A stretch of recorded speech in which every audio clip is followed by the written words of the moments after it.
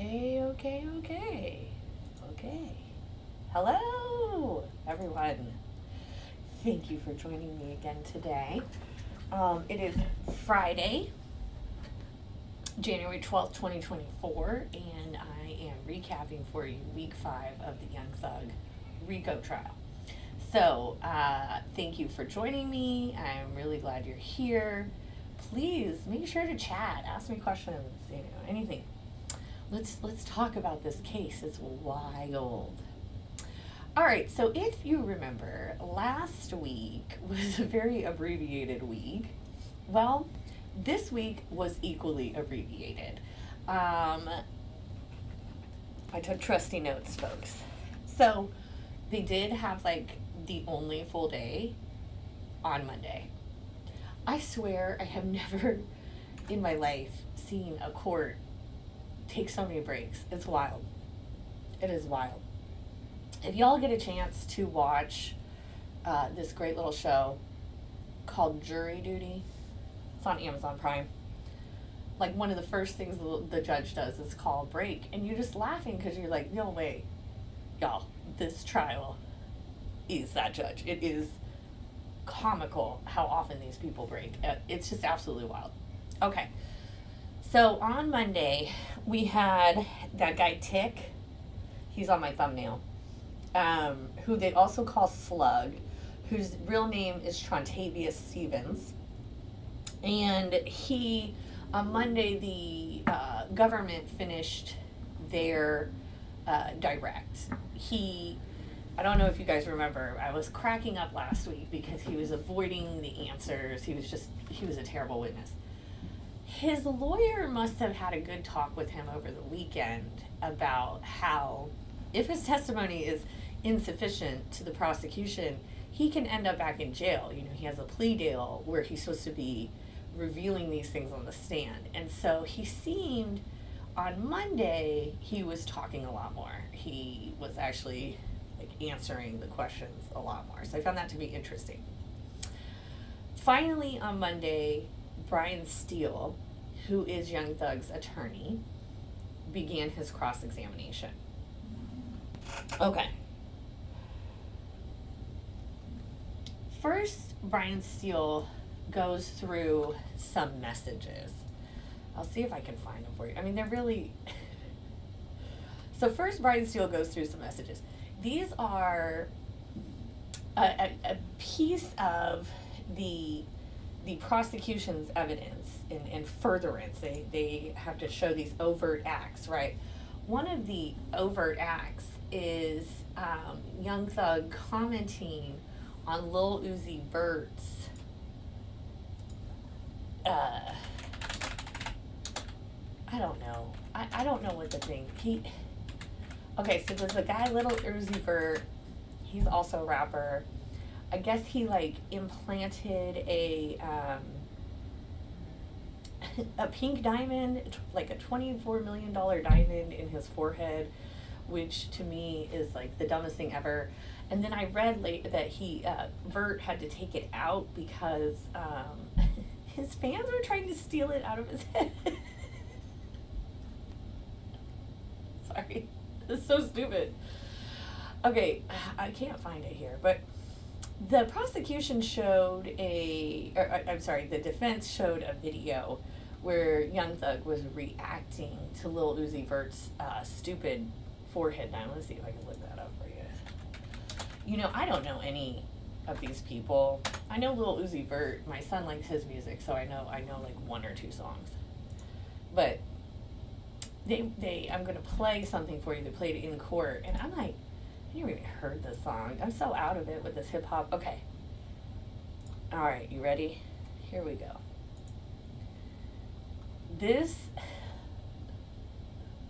I can't believe these are like real human beings. This is Lil Uzi Vert. Oh, ooh. Thank you, GQ. No. This is the pink diamond he installed in his forehead. So, a bunch of the messages on Instagram, or some of the messages on Instagram that the prosecution is using as a way as overt acts that were in furtherance of the gang. And Brian Steele brought this out on Monday, was actually a Instagram DM between a bunch of friends, all the friends that Thug had from his childhood, and they're asking about this. They're asking about this stupid diamond. I guess it was in the news, and they were like, "Is this real?" And then Thug responds something like, "If he gets punched, he's gonna die," or something. I don't know, something ridiculous. Which is exactly what any normal people would like. This is the stupidest looking thing. So the messages were like completely not incriminating, and so Brian Steele did a great job of having Tick read those messages, and then explain what they were. And at one point, Trontavis Stevens, aka Tick, he said, "I know, I tried to understand how these messages," but he didn't say it this clearly because the guy mumbles and such, but he basically was like, "I'm trying to understand how these messages were related. They were in my plea deal and I couldn't understand." Okay, so the one message that was actionable or overt act was actually about that stupid forehead diamond. And then the other messages that Brian Steele went through with this defendant that are listed in the indictment as overt acts. Young Thug said, "Y'all just bring me the money." After several messages back and forth between this group of people about they didn't pay rent and Thug had to front the rent money for these kids, and then all he says is, "Just bring me my money back."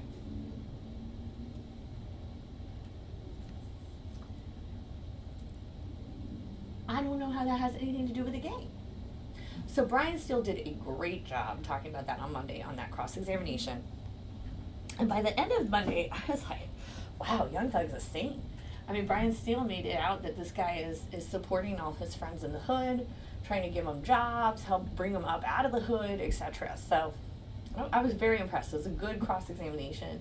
I like Brian Steele's style. He's real, like, smooth, and his pitch doesn't change a lot, and he seems like really nice. Like, if I were a juror, I'd be like, he's a nice guy. So, I like that. All right. Then we get to Tuesday. Okay, first of all, the judge is telling these people to be there at 9:30 to start at 10. Which I'm like, why do I need to be here at 9:30 if we're not starting until 10? But anyhow, then they don't actually start until like 11, which is wild. So the jury's just sitting around for an hour and a half, and like all these people are sitting around for an hour and a half. It's wild. So when they do start, the judge says, "I'm so sorry, but one of the lawyers is sick and I'm canceling the day."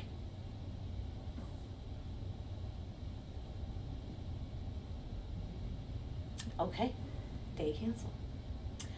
So the next day is Wednesday. We get off to another late start because, you know, God forbid we actually start on time ever. And Tick is still on cross-examination with Brian Steele. Brian Steele is still doing his cross-examination of the friend that goes by Tick. On Wednesday, it was hour and a half they went. They went an hour and a half, and then the judge was like, "Okay, well, it's 1:40 and we haven't eaten lunch yet, so I'm just gonna call it a day." Y'all, that judge is an employee of the county he works in. That judge is on the bench for an hour and calls it a day? As an employer, that is unacceptable. As taxpayers, we're employers. This is how are we? This trial is supposed to be like 8 months long, without a break every 8 minutes, without only an hour and a half of cross-examination. I mean, are you effing kidding me? We were just getting into it, and then he calls it a day. I cannot tell you. I cannot express enough how glad I am I don't live in Atlanta, Georgia, okay? Because as a taxpayer, I would be throwing a fit, an absolute fit.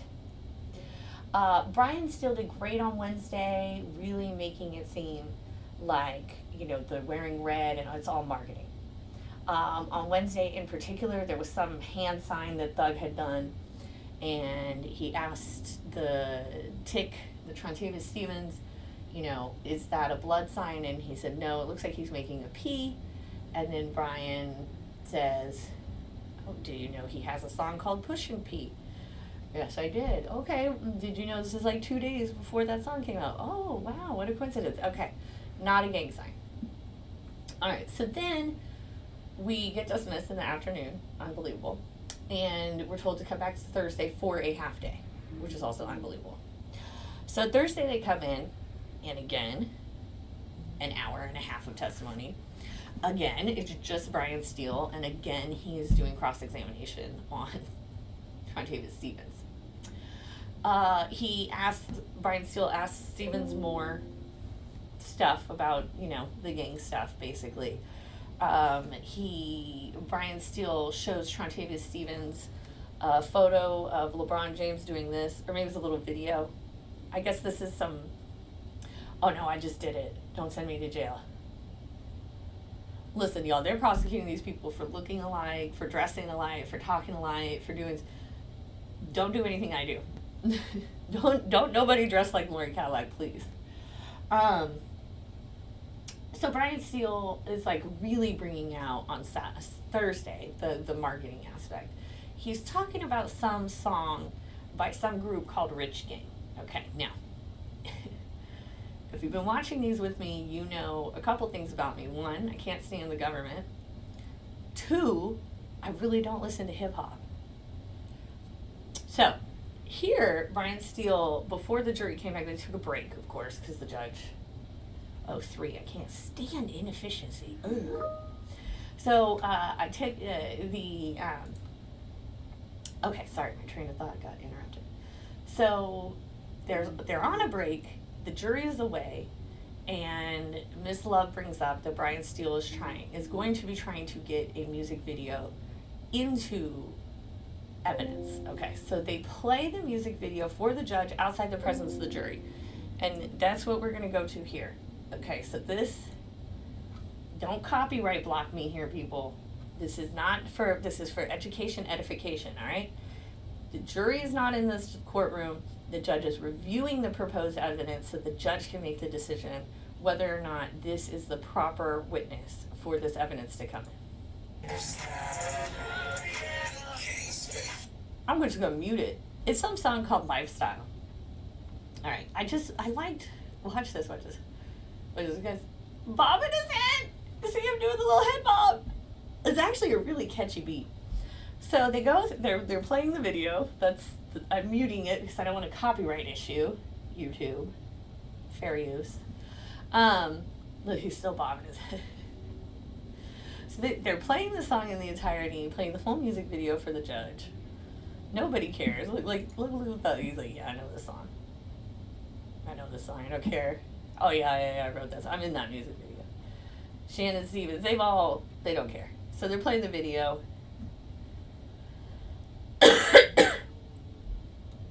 All right.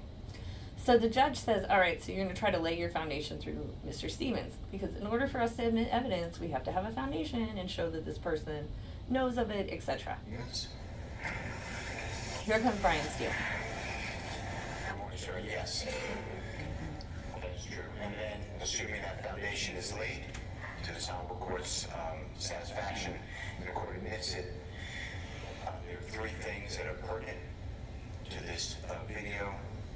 You will look, if you don't mind, or may remember, in overt act number 14 of count 1. You will see a photograph that the grand jury attached to that charge, and it's Mr. Williams along with Mr. Copeland. It's a Instagram posting, allegedly with Mr. Williams' Instagram handle, and they are wearing. Thugger 1, by the way, I have that memorized. You see in this video, the shirts are RG, and RG, it would be my contention, stands for Rich Gang, and Rich Gang, we're here with, an allegation of a criminal street gang. I want the jurors, I think I'm entitled, I would like to, entitled to show the jurors what Rich Gang is. That is their music compilation. Number 2, there is a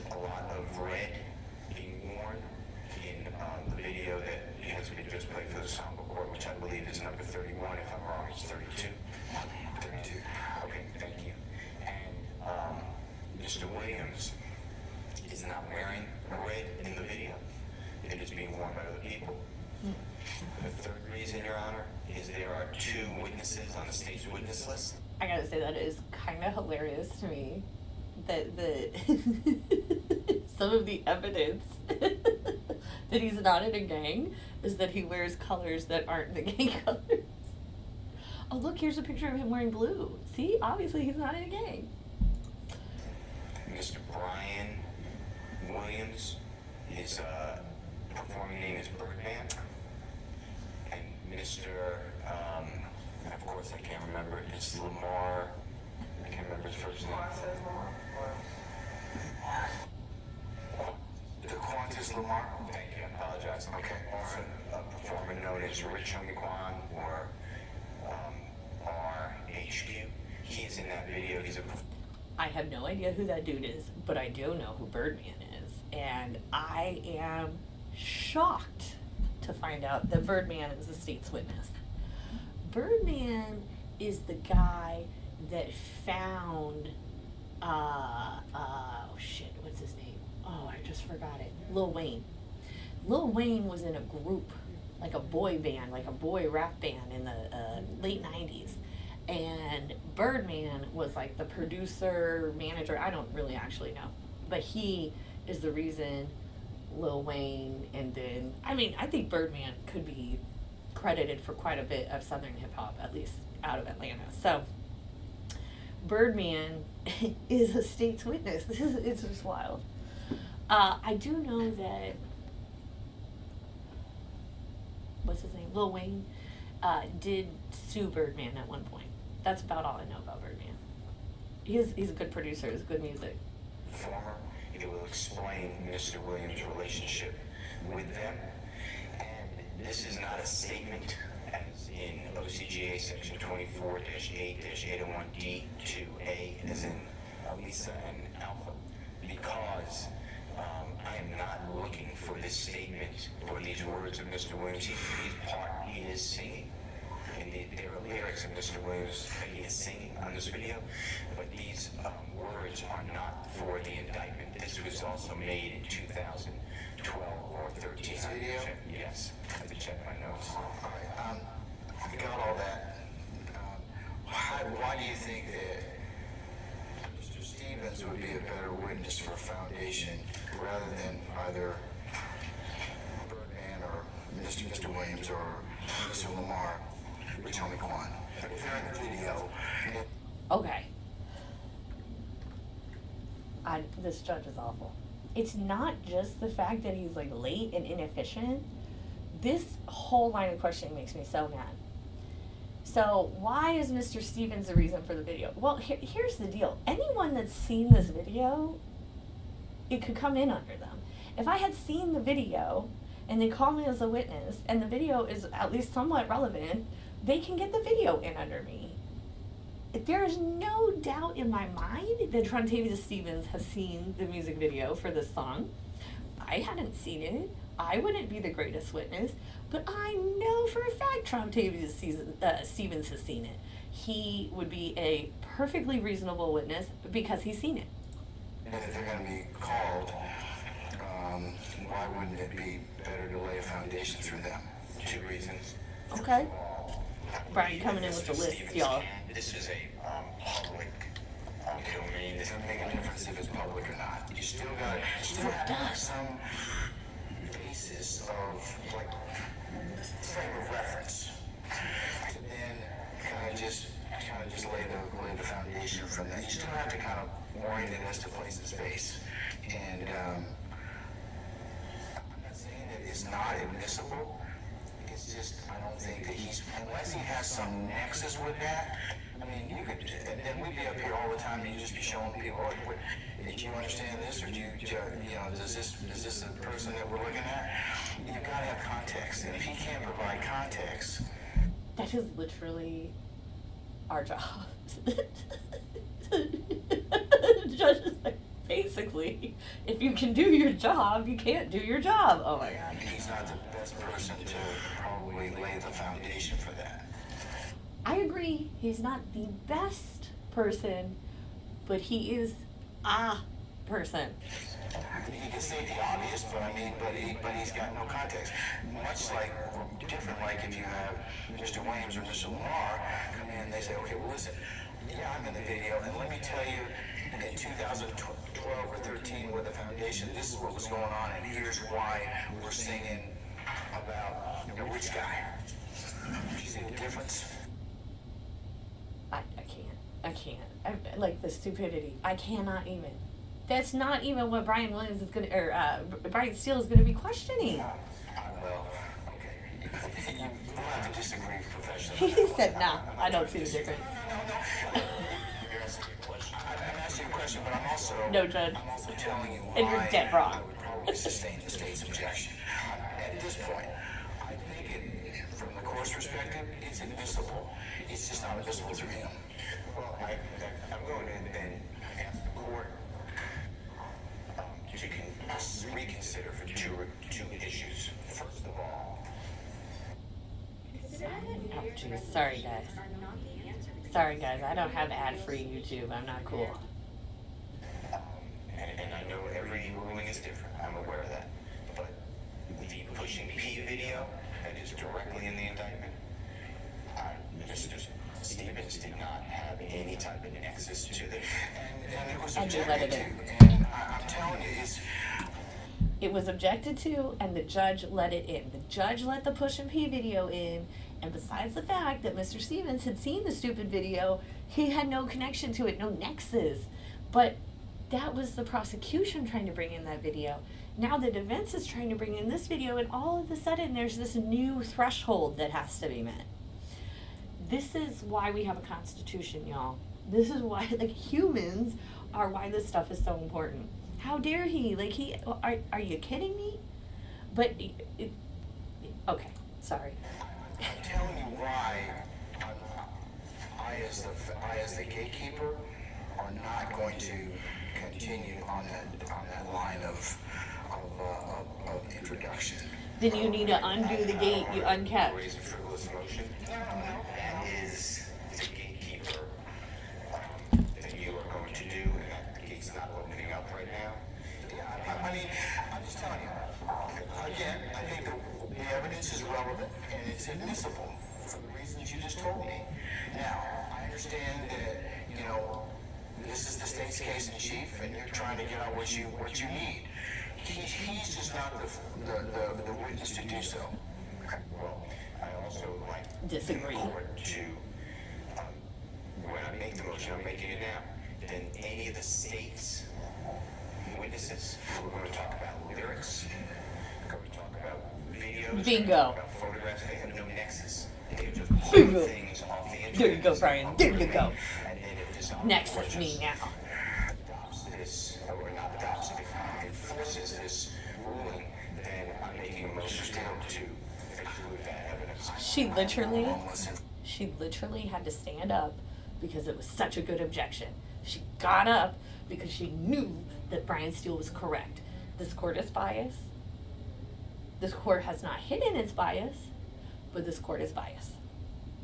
All right, so then the jury comes in for like 8 more minutes after they finish discussing this. And the judge sends him home for the day. And then he says, oh, look, isn't that a cute picture of me?